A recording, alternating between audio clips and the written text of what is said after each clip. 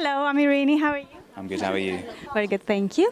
So, first of all, tell us a little bit about the part that you're playing in the film, if that's okay. Yes, you're going to be repeating myself.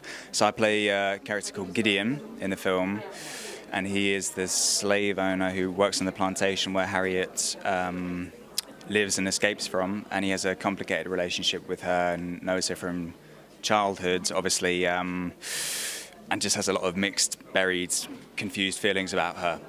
But when she escapes, he pursues her and tries to bring her back. What are the themes that you think the film is trying to portray? I think a whole host. I think it resonates a lot today. If you were to go on Twitter or on the news or whatever, we're unfortunately flooded by stories of division and racism and prejudice and families being torn apart from each other at borders, and this definitely hits home on all of those. And how was it working with the cast and working with the director? It was great. I mean, Cynthia, I think, had been attached for a couple of years, so she was really ready to go by the time we started. But she was so well prepped and is so kind of formidable and so talented.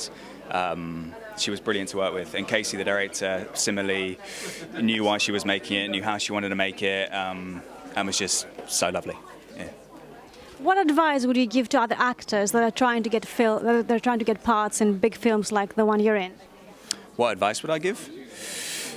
Oh God, I don't know. Perseverance, and you just have to have a thick skin for a lot of no's, because you hear no's all the time, and just perseverance. Yeah, I was shocked that I didn't know much about Harriet really beforehand, and I didn't know anything really about her story. And what she achieved and what she did. I was surprised that it wasn't kind of a part of a wider curriculum. I didn't grow up learning about her in school, and obviously in America she's taught there from kind of day one. So in terms of getting involved, that was one of the main appeals, to learn about her story and who she was and what she overcame. And I hope for a lot of people who see the film who might not know about her story, it will kind of open the doors to that. But, you know, she's kind of the epitome of courage and bravery and strength in the face of unimaginable prejudice.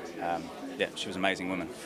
Yeah, I think it is a complicated relationship. I think he feels very kind of tangled and confused inside about what he himself feels towards her.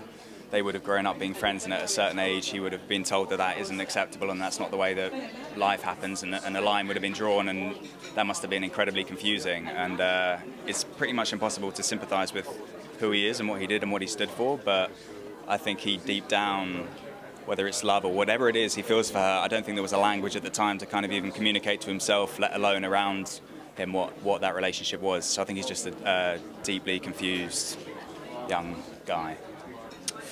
Well, I think it's just a story that kind of champions courage in the face of division. That she's the epitome of that, and someone who overcame time and time again prejudice and fought for what was right.